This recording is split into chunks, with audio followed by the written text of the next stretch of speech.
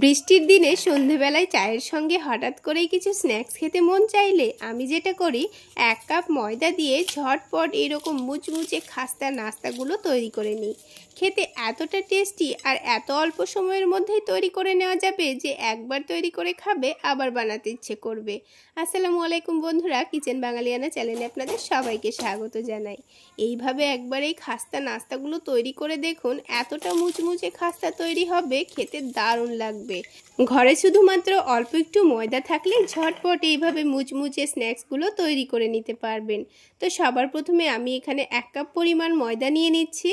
আপনারা চাইলে ময়দার পরিমাণটা কমিয়ে বা বাড়িয়েও নিতে পারেন।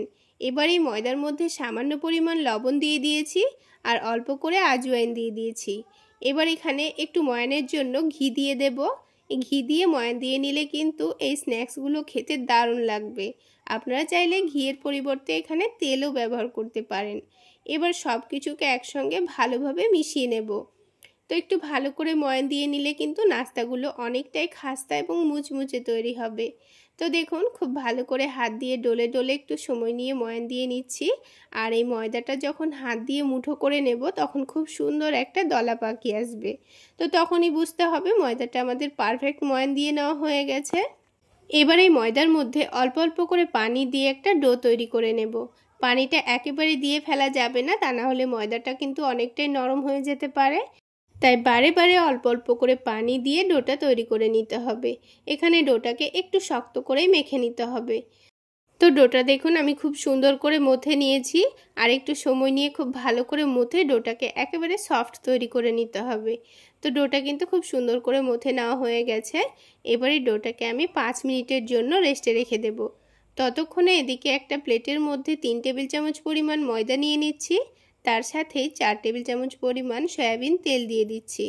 আপনারা চাইলে এখানে সয়াবিন তেলের পরিবর্তে ঘিও ব্যবহার করতে পারেন।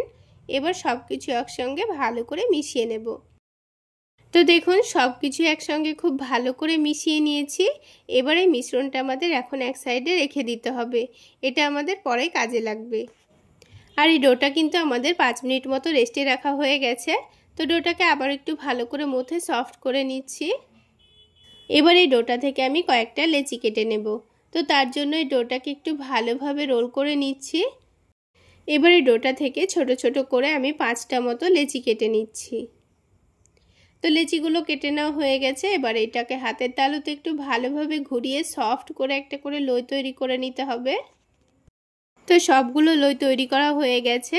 এবার অল্প করে ময়দা ছড়িয়ে দিয়ে একেবারে পাতলা করে রুটি বেলে নিতে হবে। এখানে এই রুটিগুলোকে একটু বড় করে আর অনেকটা পাতলা করে বেলে নেব। যতটা পারবেন পাতলা করে বেলে নেওয়ারই চেষ্টা করতে হবে, তাহলে নাস্তাগুলো কিন্তু অনেকটাই লেয়ারযুক্ত এবং মুচমুচে খাস্তা তৈরি হবে। তো দেখুন বন্ধুরা, একটা রুটি কিন্তু আমাদের বেলে নেওয়া হয়ে গেছে। আর একেবারে পাতলা করে বেলে নিয়েছি, আপনারা দেখে নিশ্চয়ই বুঝতে পারছেন। তো একটা রুটি বেলে নেওয়া হয়ে গেল। ঠিক একইভাবে কিন্তু আমি 5টা রুটি বেলে নিয়েছি। এবার একটা রুটির ওপর যে ময়দার মিশ্রণটা আমি রেডি করে রেখেছিলাম সেটা দিয়ে দেব। তো ময়দার মিশ্রণটাকে আবার একটু ভালো করে নাড়াচাড়া করে নিচ্ছি।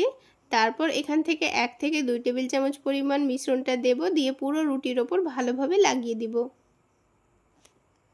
তো পুরো রুটির ওপর ভালোভাবে ময়দার মিশ্রণটা লাগিয়ে দিয়েছি। এবার ওপর থেকে অল্প করে একটু শুকনো ময়দা ছড়িয়ে দিয়েছি। তারপর আরও একটি রুটি এর ওপরে রেখে দিলাম। ঠিক একইভাবে আবারও একটু ময়দার মিশ্রণ দিয়ে ভালোভাবে রুটির চারিদিকে লাগিয়ে দিতে হবে। তো ঠিক একইভাবে সবগুলো রুটি এইভাবে করে রেখে দিতে হবে। আর এইভাবে একটু লেয়ার করে নিলে কিন্তু নাস্তাগুলোর মধ্যে খুব সুন্দর একটা লেয়ারও তৈরি হবে আর নাস্তাগুলো অনেকটা খাস্তা এবং মুচমুচেও হবে। তো দেখুন সবগুলো রুটি কিন্তু আমাদের একটার উপর একটা রেখে দেওয়া হয়ে গেছে। এবার যেইভাবে চৌকো শেপের পরোটাগুলো তৈরি করে নিই সেইভাবে ভাঁজ করে নিতে হবে।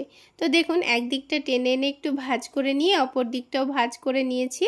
এবার নিচ দিকটা একটু ভাঁজ করে নিয়ে তার উপরে অপর দিকটাও ভাঁজ করে নিয়েছি। তো দেখুন খুব সুন্দর করে কিন্তু আমাদের চৌকো শেপের পরোটা তৈরি করা হয়ে গেল। এবার এটাকে আলতো হাতে বেলে নিতে হবে। একটু বেলে নিয়ে বড় করে নিতে হবে। তো দেখুন খুব সুন্দর করে একটু বড় করে বেলে নিয়েছি। এবার আমাদের যত বড় করে নাস্তাগুলো তৈরি করতে চাচ্ছি সে অনুযায়ী নাস্তাগুলোকে কেটে নিতে হবে। তো আমি এখানে মিডিয়াম সাইজের নাস্তাগুলো তৈরি করে নেব। আপনারা আপনাদের পছন্দ মতো শেপে নাস্তাগুলো কেটে নিতে পারেন। তো দেখুন বন্ধুরা, ছোট ছোট করে আমি নাস্তাগুলোকে কেটে নিয়েছি। এবার এগুলোকে একটু সময় নিয়ে ভেজে নিলেই কিন্তু হয়ে যাবে। তো সবগুলো নাস্তা প্লেটের মধ্যে তুলে নিয়ে এগুলোকে ভেজে নেব।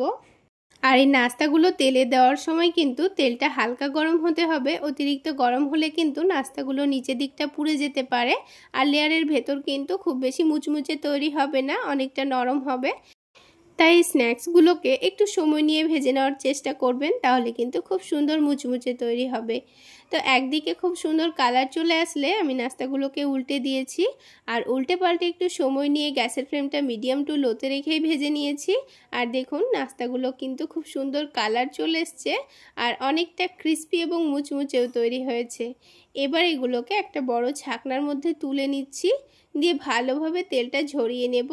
তাহলেই কিন্তু আমাদের এই মুচমুচে স্ন্যাক্স তৈরি হয়ে যাবে। তাহলে বন্ধুরা দেখলেন তো কত অল্প সময়ের মধ্যে আমাদের মুচমুচে খাস্তা স্ন্যাক্সগুলো তৈরি করা হয়ে গেল। এবার এগুলোকে চায়ের সঙ্গে পরিবেশন করে দেখবেন, খেতে দারুণ লাগবে। আর আওয়াজ শুনে নিশ্চয়ই বুঝতে পারছেন কতটা মুচমুচে হয়েছে। তাহলে বন্ধুরা আজকের এই স্ন্যাক্স রেসিপি যদি আপনাদের ভালো লেগে থাকে তাহলে অবশ্যই একটা লাইক শেয়ার করে দেবেন। আর আমার এই সহজ রেসিপিগুলো যদি ইউটিউব চ্যানেল থেকে দেখে থাকেন চ্যানেলটি সাবস্ক্রাইব করে দেবেন, আর ফেসবুক পেজ থেকে দেখে থাকলে পেজটি ফলো করে দেবেন। এই স্ন্যাক্সগুলোকে আমরা নিমকি বলে থাকি, আর এই নিমকিগুলোকে বানিয়ে আমরা 1 মাস পর্যন্ত সংরক্ষণ করেও খেয়ে থাকি। কৌটোর মধ্যে ঢুকিয়ে কিন্তু এগুলো 1 মাস পর্যন্ত আপনারা সংরক্ষণ করেও খেতে পারবেন, খেতে দারুণ লাগবে। তাহলে বন্ধুরা আজকে এই পর্যন্তই। সকলে অনেক বেশি ভালো থাকবেন, সুস্থ থাকবেন। দেখা হচ্ছে আরও একটি নতুন রেসিপি নিয়ে নেক্সট এপিসোডে।